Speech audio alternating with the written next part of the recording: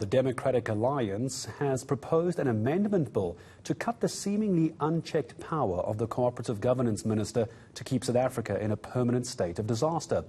To remind you, our country has been in this state for more than a year. The party issuing a notice to introduce the private members bill to impose a greater parliamentary oversight to limit the executive's power during the state of disaster. Barry Bateman explains. Provincial and local government. On the 15th of March last year, President Cyril Ramaphosa announced a national state of disaster. And since June last year, Cabinet has been renewing the state on a month-to-month basis. Unlike a state of emergency, which requires parliamentary approval in order to renew it, a state of disaster can be renewed indefinitely. The Disaster Management Act grants the Co-operative Governance and Traditional Affairs Minister lawmaking powers for an indefinite period. This includes the powers to keep extending the state of disaster without an end in sight, as well as powers to regulate the everyday lives of citizens, again, indefinitely. We submit that the indefinite conferral of this legislative power on the minister is inconsistent with the separation of powers provided for in our constitutional scheme, and Parliament must retain the primary lawmaking function.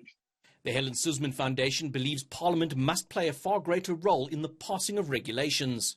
And we think that when a regulation is made, at least in the interim until Parliament makes this better legislation, in the interim that you should have to table these regulations at the National Assembly, let there be a discussion, let them debate, and then come up with things, either accept it as it is, I mean, it could easily be accepted, or amended or invalidated. The DA has also made submissions on the sweeping powers granted to government.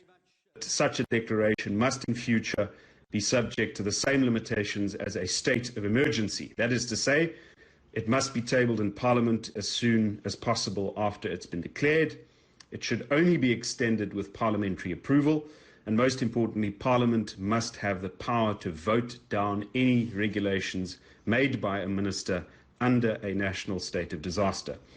The party plans to propose the amendment bill to Parliament this year. Barry Bateman, Johannesburg.